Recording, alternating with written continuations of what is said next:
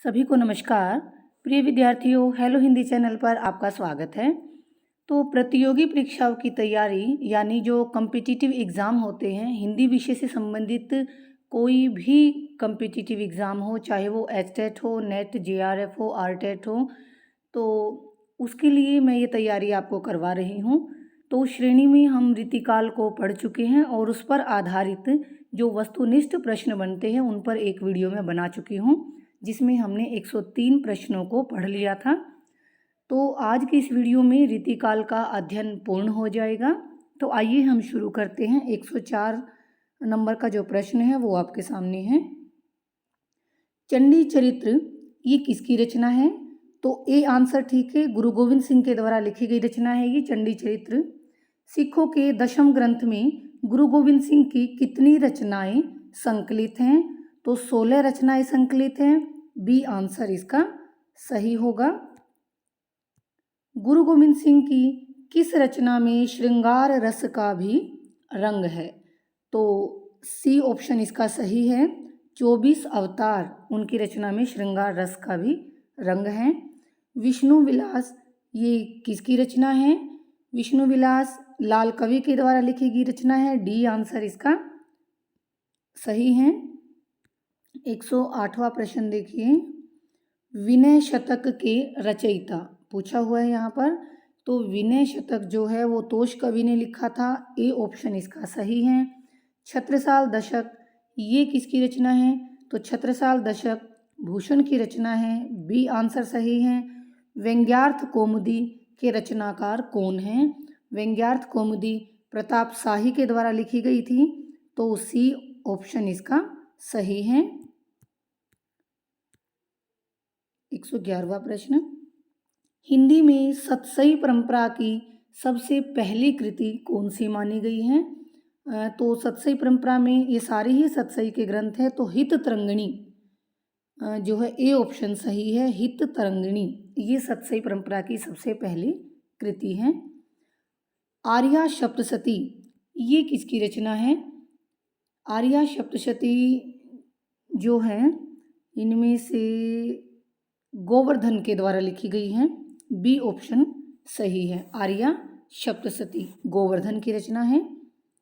113वां प्रश्न आपके सामने है। देखिए, निम्नलिखित को सुमेलित करना है। इसके कोड जो है वो अगले पेज पर है। जब मैं ऊपर इसको थोड़ा सा सरकाऊंगी तब आपको दिखाई देगा। तो यहीं से हम देख लेते हैं पहले। सूची 1 दी गई है और सूची 2 दी गई है, उससे हमें इसको मिलान करना है। तो गाथा सप्तशती ये जो रचना है बेटा ये है हाल कवि की, ऐसी ठीक है। आर्या सप्तशती अभी ऊपर ही मैंने आपको बताया था, आर्या सप्तशती गोवर्धन की रचना है। और अमरूक शतक ये अमरूक के द्वारा लिखा गया है।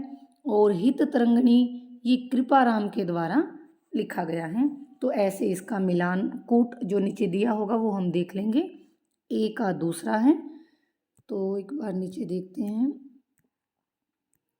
अब इस तरह अगर हम कूट देखेंगे तो ए का थोड़ा सा ऊपर करके देखते हैं। ए का दूसरा था, गाथा सप्तशती हाल की थी ना, तो उसी से हम थोड़ा अंदाज़ा लगा भी सकते हैं।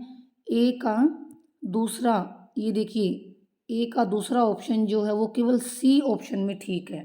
तो और दूसरा कहीं और ठीक भी नहीं है, केवल सी में लिखा हुआ है। तो इससे भी आपको अगर एक रचना का भी पता हो तो कई बार उससे भी सारा आंसर निकल आता है। तो इसका सी ठीक है। ठीक है। और अगला प्रश्न है हमारा, रामचरितमानस को छोड़कर सर्वाधिक टीकाएं किस ग्रंथ पर लिखी गई हैं? तो रामचरितमानस के पश्चात सबसे ज़्यादा टीकाएं बिहारी लाल की रचना बिहारी सतसई पर लिखी गई हैं। तो डी ऑप्शन सही है। निम्नलिखित में से किसने बिहारी को कवि ही नहीं माना? तो मिश्र बंधुओं ने उनको कवि ही नहीं माना था और हिंदी साहित्य में एक विवाद को जन्म दे दिया था कि देव बड़े या बिहारी। ये जब मैंने आपको रीतिकाल पढ़ा रही थी तब मैंने वहाँ आपको बताया भी था। तो इस प्रकार मिश्र बंधु बिहारी को कवि ही नहीं मानते और वो देव को बिहारी से श्रेष्ठ मानकर तो मिश्र बंधुओं में से देव और बिहारी ये रचना लिखी गई थी। उसके पश्चात अगला प्रश्न है, 116वां, बिहारी किस कोटि के कवि हैं? तो बिहारी लाल जो हैं वो रीति सिद्ध, 3 परंपराएं थी ना, रीतिबद्ध, रीति मुक्त और रीति सिद्ध, तो बिहारी रीति सिद्ध परंपरा के कवि हैं। बिहारी की ऊहात्मक उक्तियों पर किसका प्रभाव है? तो फारसी कविताओं का प्रभाव है, तो इसका सी ऑप्शन सही रहेगा। बिहारी सतसई की टीका लाल चंद्रिका, बिहारी सतसई के ऊपर जो टीका लिखी गई है लाल चंद्रिका, ये किसने लिखी है? तो ये लल्लू लाल जी की रचना है, तो डी आंसर इसका सही है। बिहारी के प्रत्येक दोहे पर सवैया छंद इनमें से किसने लिखा है? तो ए ऑप्शन सही है, कृष्ण कवि के द्वारा प्रत्येक दोहे पर सवैया छंद लिखा गया है। बिहारी सतसई के सबसे प्रथम पहले टीकाकार कौन है? तो कृष्ण कवि ही इसके पहले टीकाकार हैं, तो बी ऑप्शन ठीक है। प्रत्येक दोहे पर सवैया छंद भी कृष्ण कवि ने लिखा है और सबसे पहले टीकाकार भी कृष्ण कवि ही हैं। 121वां प्रश्न है, बिहारी सतसई की सबसे प्रमाणिक टीका मानी जाती है जगन्नाथ दास रत्नाकर के द्वारा लिखी गई है रचना, वो बिहारी सतसई की सबसे प्रमाणिक टीका मानी गई है जगन्नाथ दास रत्नाकर, ये राइटर हैं, तो सी ऑप्शन इसका सही है। बिहारी के कुछ दोहों पर कुंडलिया छंद के रचनाकार हैं। अच्छा, बिहारी के कुछ दोहों पर कुंडलिया छंद यानी किसने लिखा है? तो भारतेंदु हरिश्चंद्र जी ने लिखे हैं ये, तो डी ऑप्शन इसका ठीक है, भारतेंदु बाबू हरिश्चंद्र। बिहारी सतसई किस कोटि का काव्य है? तो बिहारी सतसई मुक्तक हैं, ए ऑप्शन सही है। 124वां प्रश्न देखिए, बिहारी के दोहों का उर्दू शेरों में अनुवाद किसने किया था? तो मुंशी देवी प्रसाद प्रीतम, बी ऑप्शन ठीक है, मुंशी देवी प्रसाद प्रीतम ने उर्दू शेरों में इसका अनुवाद किया था। बिहारी सतसई में कितने दोहे हैं? तो बिहारी सतसई में देखिए सतसई 700, तो 700 से ऊपर हैं, कई जगह पर इसमें 716 भी ऑप्शन मिल सकता है, तो देखिए यहाँ पर 716 और 713 मिलेगा, तो 713 यहाँ पर लिखा हुआ है, तो सी ऑप्शन ठीक है। 500 तो बिल्कुल भी गलत है, 600 भी गलत है, 905 भी गलत है, सतसई यानी 700 से ऊपर, ठीक है, तो 713 या कई कई जगह पर 716 लिखा हो तो आप वो भी ठीक लगा सकते हैं। अगर आपको 713 मिले तो आप यही लगाना 713। 126वां प्रश्न देखिए, बिहारी सतसई में लगभग कितने दोहे श्रृंगारिक हैं? तो श्रृंगारिक इनमें से डी ऑप्शन ठीक है, 600 दोहे जो हैं वो श्रृंगार के हैं। बिहारी की तुलना पीयूष वर्षी मेघ से किसने की है? राधाचरण गोस्वामी ने की थी ये तुलना पीयूष वर्षी मेघ से, तो ए ऑप्शन इसका सही है। अगला प्रश्न आपके सामने है, बिहारी को शब्दों का चतुर प्रयोक्ता मात्र ये किसने कहा है? तो बिहारी को शब्दों का चतुर प्रयोक्ता मात्र कहा था रेवरेंड एडविन ग्रीव्स ने, ठीक है, तो बी ऑप्शन आपका सही है। अगला प्रश्न है 129वां, रनित भृंग घंटावली झरित दान मधुनीर, इसमें बिहारी ने किसका वर्णन किया, यानी कौन सी ऋतु का इसमें ग्रीष्म ऋतु का वर्णन है, वसंत ऋतु का है, विरही नायिका का या राजा जयसिंह के यश का वर्णन है? तो नहीं, इसमें वसंत ऋतु का वर्णन किया गया है, तो सी ऑप्शन आपका सही है। अगला प्रश्न देखिए, ध्रुपद गायन का संबंध किस भाषा से है? ब्रज भाषा से है, ये ऑप्शन ठीक है। बिहारी के काव्य को शक्कर की रोटी ये किसने कहा है? तो पदम सिंह शर्मा ने कहा है शक्कर की रोटी, तो बी ऑप्शन सही है। 132वां प्रश्न है, रीतिकालीन कवियों में प्रकृति वर्णन की दृष्टि से अद्वितीय कवि कौन है? प्रकृति वर्णन सेनापति ने किया है, तो सी ऑप्शन ठीक है इसका, सेनापति। श्लेष चमत्कार की अद्भुत क्षमता संपन्न कवि इनमें से कौन है? तो ये भी सेनापति ही हैं, डी ऑप्शन सही है। रीतिकालीन कवियों में बिहारी की तुलना किससे की गई है? तो अभी मैंने ऊपर ही बताया था कि मिश्र बंधुओं ने इस विवाद को जन्म दिया था कि वो बिहारी से श्रेष्ठ, वो बिहारी को तो कवि ही नहीं मानते और देव को श्रेष्ठ मानते, तो देव कवि इसका आंसर है ए, देव। बिहारी की तुलना किससे की गई है? देव। देव और बिहारी, बिहारी और देव, ये दो रचनाएं मिलती हैं हमें। 135वां प्रश्न देखिए। शिव सिंह सरोज में कविवर देव के कितने ग्रंथों का उल्लेख है? शिव सिंह सरोज जो ग्रंथ है उसमें देव कवि के कितने ग्रंथों का उल्लेख हमें मिलता है? 72 ग्रंथों का उल्लेख मिलता है, बी ऑप्शन ठीक है। कविवर देव का वास्तविक नाम देवदत्त है, तो सी ऑप्शन इसका सही है। 137वां प्रश्न आपके सामने है। नायिका भेद की दृष्टि से प्रौढ़तम रचना करने वाले आचार्य कवियों में सर्वोपरि देव कवि को माना जाता है, ए ऑप्शन ठीक है। नायिका भेद वर्णन की दृष्टि से प्रमुख ग्रंथ सुख सागर तरंग, ये किसका लिखा हुआ है? ये भी देव कवि का लिखा हुआ है, तो बी ऑप्शन सही है। गंगा लहरी ये किसकी रचना है? तो गंगा लहरी पद्माकर की लिखी हुई रचना है, तो सी ऑप्शन सही रहेगा। 140वां प्रश्न आपके सामने है। देव कवि के विषय में कौन सा कथन असत्य है? तो 4 कथन यहाँ पर लिखे गए हैं, इनमें से असत्य कथन आपको छांटना है। कविवर देव रीतिबद्ध कवि हैं, ये तो ठीक है ना।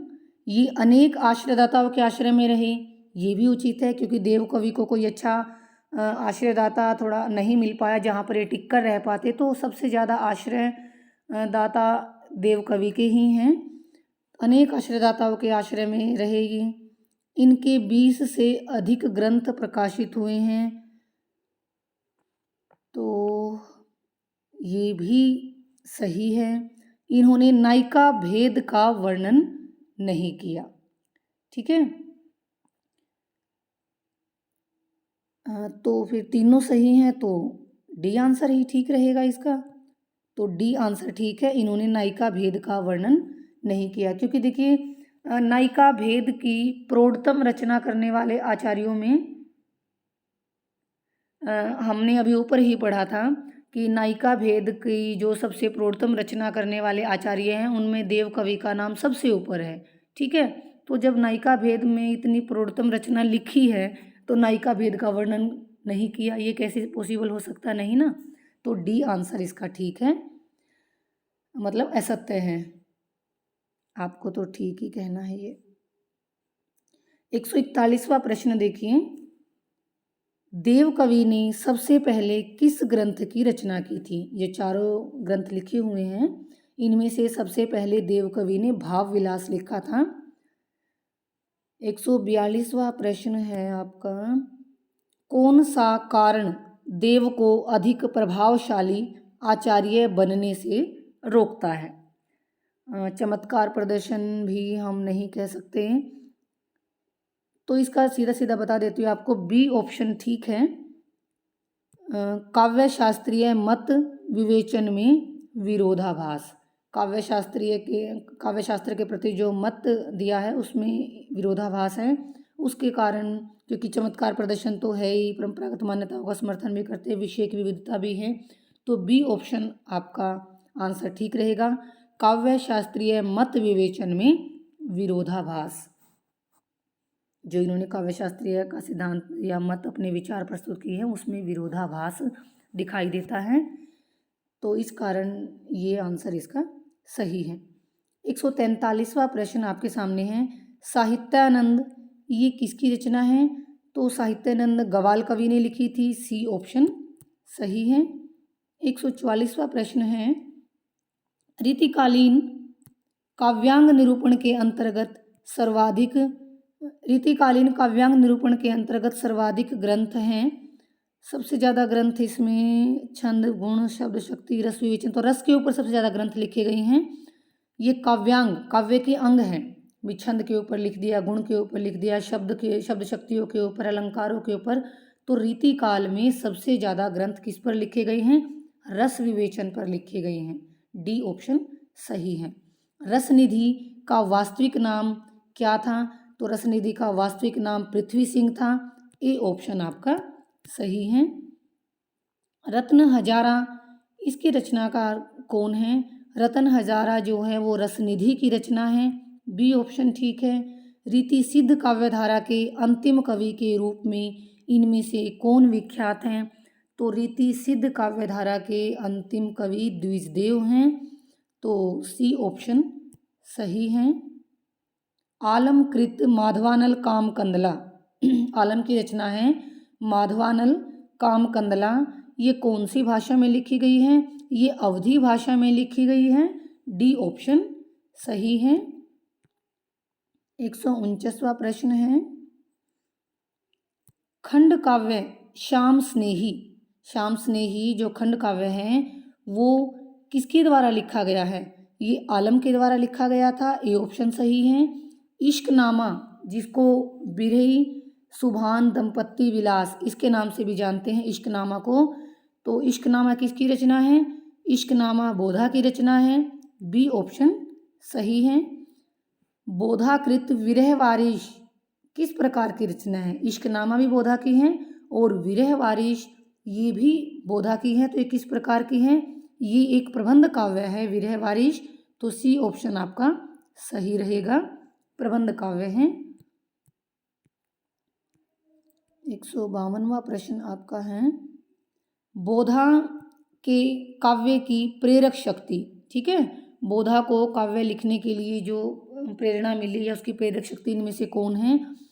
तो ये मैंने आपको रीतिकाल का अध्ययन करवा रही तब भी बताया था कि इन जो ये कवि हैं जैसे घनानंद है, आलम है, बोधा है, तो इन जैसे घनानंद की प्रेमिका थी सुजान, वो उसकी प्रेरक शक्ति थी। ऐसे ही बोधा की जो प्रेरक शक्ति है वो उसी की प्रेमिका है जिसका नाम है सुभान, ठीक है। यहाँ पर सुभान लिखा हुआ है तो ये आपको ऐसे भी लिखा मिलेगा सुभान, ठीक है, ये सही है सुभान। तो ये इसकी प्रेरक शक्ति थी, इसकी प्रेयसी। गंगावतरण की रचनाकार कौन है? तो जगन्नाथ दास रत्नाकर की रचना है ये गंगावतरण। ए ऑप्शन सही है। 154वां प्रश्न है, वीर सतसई के रचनाकार कौन है? वियोगी हरि हैं। बी ऑप्शन ठीक है। निम्नलिखित कवियों का कालक्रम के अनुसार आपको मिलान करना है, कालक्रमानुसार सही सुमेलन कीजिए। तो कालक्रम के हिसाब से अगर हम यहाँ पर देखें, केशव है, यहाँ पर बिहारी, कृपाराम, सेनापति, तो हम पहले से अंदाज़ा लगाएंगे। तो केशव, बिहारी और सेनापति, इनसे पहले तो कृपाराम है ही, तो कृपाराम है, कृपाराम के बाद केशव थे, केशव के बाद सेनापति, बिहारी, तो सी वाला क्रम सही है। 155 का सी आंसर ठीक है। 156वां प्रश्न भी इसी प्रकार का है, कालक्रम की दृष्टि से आपको बताना है। तो कालक्रम की दृष्टि से यहाँ रचनाओं के नाम दिए गए हैं। डी आंसर इसका सही है, सुधानिधि, रस रहस्य, रसार्णव, काव्य निर्णय, ठीक है। तो डी आंसर ठीक है। कालक्रम की दृष्टि से सही अनुक्रम क्या है? तो यहाँ पर भी कालक्रम की दृष्टि दो ऑप्शन हमें दिखाई नहीं दे रहे हैं, लेकिन मैं आपको सही आंसर बता देती हूँ। ए इसका सही है, सुधानिधि, ललित लला, जाति विलास, रस प्रबोध, ये भी रचनाएं दी गई हैं, उसके हिसाब से आपको अंदाज़ा लगाना है। तो 157 का हो गया ए। 158वां प्रश्न देखिए, कवियों और कृतियों का सुमेलन करना है। सूची 1 को सूची 2 के साथ आपको मिलान करना है। तो जैसे मैंने पहले भी आपको बताया था कि आपको अगर एक आध रचना का भी पता है तो उससे भी आप थोड़ा अंदाज़ा लगा कर देख सकते हैं। जैसे केशवदास की रचना है, इसमें से केशवदास की रसिक प्रिया है, कवि प्रिया भी थी, रसिक प्रिया भी हैं, ठीक है।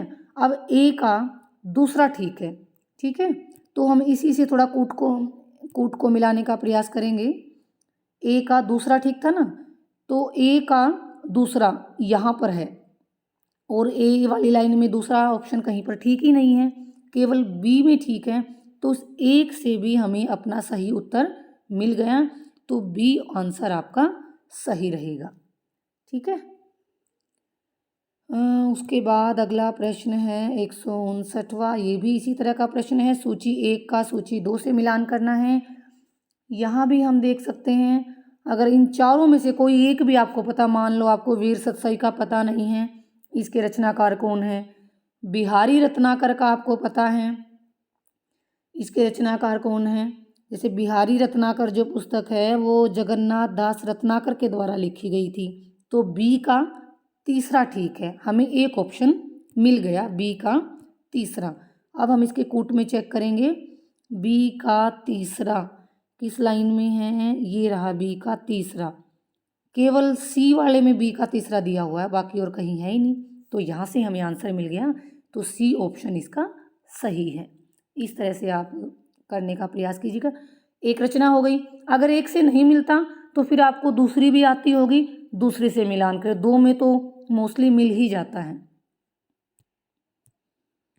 160 नंबर पर जो प्रश्न है, काल कर्मानुसार सही अनुक्रम लगाना है आपको, कालक्रम के हिसाब से बताना है। तो सबसे पहले यहाँ पर रहीम थे, फिर देव है, पद्माकर है और प्रताप शाही है। पहले का भी आपको पता चल जाता है, जैसे आपको पता है कि इन सारों में रहीम सबसे पहले हैं और रहीम केवल एक ए ऑप्शन में सबसे आगे लिखे हुए हैं, तो इस प्रकार से ए आपका सही है। 161वां प्रश्न है, कौन सा युग्म असंगत है। जैसे रस विलास तो देव कवि की ही है, ये तो ठीक है, असंगत नहीं है।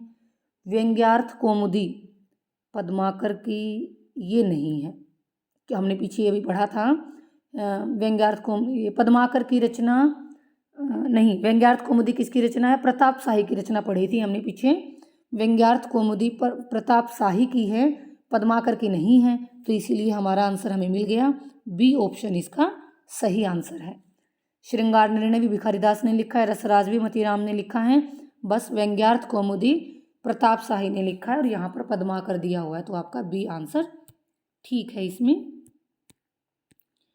162वां प्रश्न जो है वो भी इसी तरह का है, कौन सा युग्म असंगत है।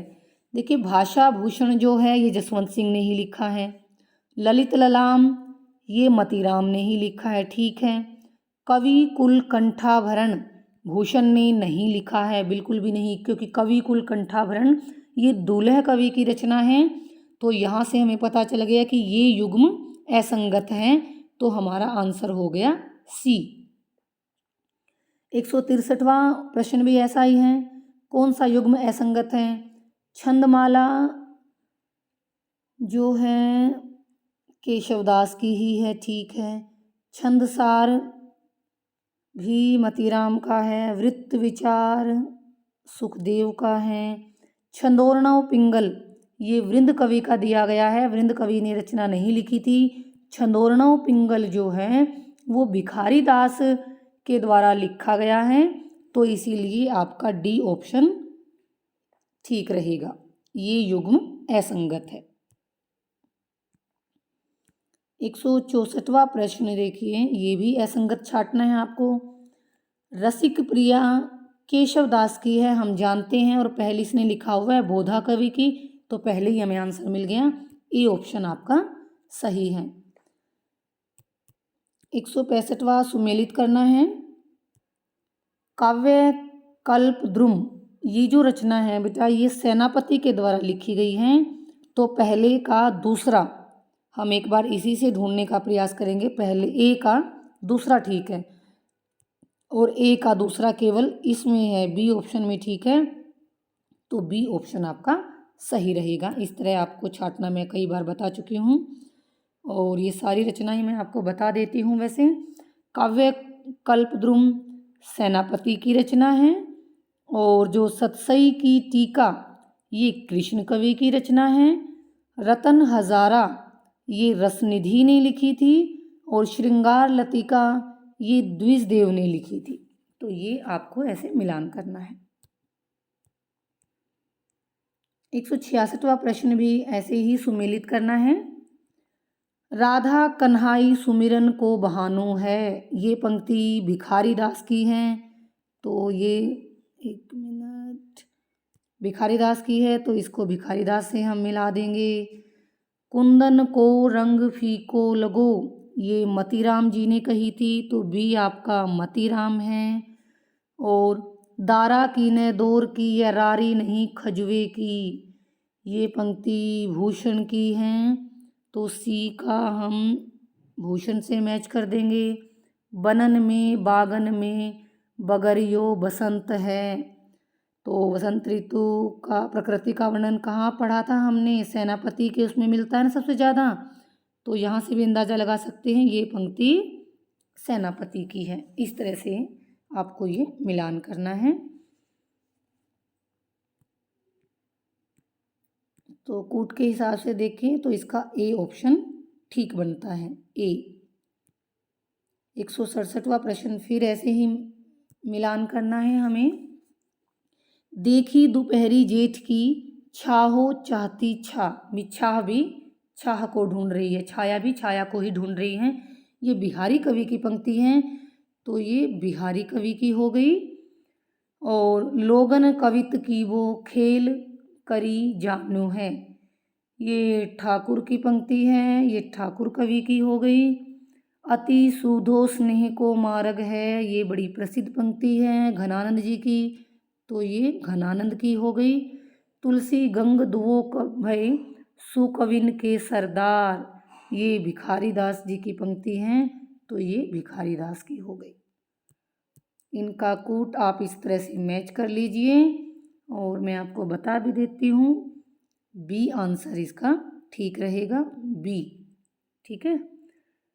उसके बाद अगला प्रश्न है 168वां, भी आपको ऐसे ही सुमेलित करना है। उजरनी बसी है हमारी आँखियन देखो, उजरनी बसी है हमारी आँखियन देखो, ये जो पंक्ति है ये घनानंद की हैं, तो ये घनानंद इसका आंसर हो जाएगा। जानी प्रत है काक पिक ऋतु वसंत के माही, ये वृंद कवि की नीति दोहे हैं। ये कहाँ गया वृंद कवि, 5वें नंबर पर है वृंद कवि। इंद्र जिमी जम्ब पर बांडव शुभम पर, ये तो भूषण की हैं। ठीक है, वीर रस की रचना है, ये भूषण कवि की हैं, ये सी ऑप्शन। नवरस सब संसार में, नवरस में संसार, तो ये है देव कवि की, ये देव कवि की। ठीक है, तो इस प्रकार से ये पंक्तियाँ मैंने आपको बता दी, नीचे कूट में उचित मिलान कर लीजिएगा। और वैसे प्रश्न कौन सा था ये, 168वां प्रश्न, तो 168 का देखिए तो सी ऑप्शन ठीक है। अब 169वां प्रश्न आपके सामने है। काव्य की रीति सीखी सुकविन सो, देखी सुनी बहुलोक की बातें, ये पंक्ति किसकी है, ये भिखारी दास की हैं। थोरे क्रम क्रम ते कही अलंकार की रीति, ये पंक्ति दूल्हे कवि की हैं, ए ऑप्शन आपका ठीक है। 171वां प्रश्न देखिए। भूषण बिनु ने विराजई कविता वनिता मित, ये अलंकारों के ऊपर कही गई है, केशवदास की पंक्ति है, ये बी ऑप्शन ठीक है। अभिधा उत्तम काव्य है, मध्य लक्षणाहीन, ये देव कवि की पंक्ति है, सी ऑप्शन ठीक है। 173वां प्रश्न देखिए। डार द्रुम पलना बिछोना नव पल्लव के, सुमन झंगुला सोहे तन छवि भारी द्वे, तो ये भी देव कवि की पंक्ति है, डी ऑप्शन ठीक है। नवरस सब संसार में, नवरस में ये हमने अभी पढ़ी थी, ये भी देव कवि की ही पंक्ति है, ए ऑप्शन सही है।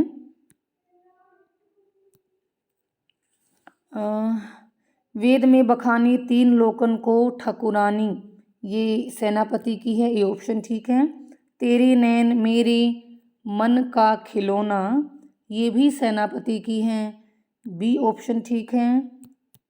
177 नंबर पर जो प्रश्न है, फागु की भीड़ अभीरन में गही गोविंद ले गई भीतर गोरी, ये पद्माकर की पंक्ति है, सी ऑप्शन ठीक है। क्यों इन आखिन सो नी हसंक हवे, मोहन को तन पानी पीजे, ये किसकी पंक्तियां हैं? ये मतीराम की पंक्तियां हैं, तो डी ऑप्शन आपका सही है। 179वां प्रश्न आपके सामने है। ढेल सो बनाए आए मेलत सभा के बीच, लोगन कवित की वो खेल करी जानो है। अभी हमने नीचे वाली पंक्ति पढ़ी थी, ठाकुर कवि की पंक्ति है ये ठीक है। लोग है लागी कवित बनावत, मोहि तो मेरे कवित बनावत, ये भी हमने पढ़ी थी, घनानंद की पंक्तियां हैं ये, बी ऑप्शन सही है। 181वां प्रश्न आपके सामने। हवे है घरी भाग उघरी, ये भी घनानंद की है, तो सी ठीक है। आनंद विधान सुखदानी दुखियान दवे, ये भी घनानंद की हैं, डी ऑप्शन ठीक है। और यहाँ साचे चले तजी आप नपो, झिझके कपटी जे निशांक नहीं, ये भी घनानंद की है, तो ए ऑप्शन सही है। 184वां प्रश्न देखिए। बिछुरे मिले मीन पतंग दशा, कहाँ मो जिए गति को परसे, तो ये भी घनानंद की है, बी ठीक है। देह दहे न रहे सुधी गेह की, भूली उन्हें को नाम न लीजे, ये भी घनानंद की है, तो सी ऑप्शन ठीक है। तो ये अभी हमने कई प्रश्न पढ़े, चारों पांच पंक्तियां घनानंद की ही थी। 186वां प्रश्न देखिए। यह प्रेम को पंथ कराल महा, तलवारी की धार पे धावनो है, तो ये बोधा ने कही है, ये तलवार की धार पे धावनो है, बोधा की प्रसिद्ध पंक्ति है ये, बोधा डी ऑप्शन में है, तो डी ठीक है। काम कंदला सी त्रिया नर माधव होए, ये भी बोधा की पंक्ति है, ए ठीक है। 188वां प्रश्न है। भाषा प्रवीण सुछंद सदा रहे, सो घन जी के कवित बखाने, तो देखिए घन जी से घनानंद मत लगा लीजिएगा, ये ब्रजनाथ की पंक्तियां हैं, ध्यान रखना है, बी ऑप्शन इसका सही है। 189वां प्रश्न है हमारा। शिवा जो न होत तो सुनत कौन सबकी, शिवा यानी शिवराज भूषण भी, और शिवराज भूषण, शिवा बामनी, ये भूषण की रचनाएं हैं, तो यहाँ से थोड़ा सा तुकबंदी आप कर सकते हैं। शिवा जो न होत भी, अगर शिवा न होते तो हमारी कौन सुनता, तो भूषण की है ये, सी ऑप्शन सही है। नहीं पराग नहीं मधुर मधु, नहीं विकास ही काल, अली कली ही सो विंध्यो, आगे कौन हवाल, तो ये मैं आपको अन्योक्ति अलंकार में ये दोहा अलंकार जब मैंने करवाए थे वहाँ पढ़ाया था मैंने अच्छी तरह आपको।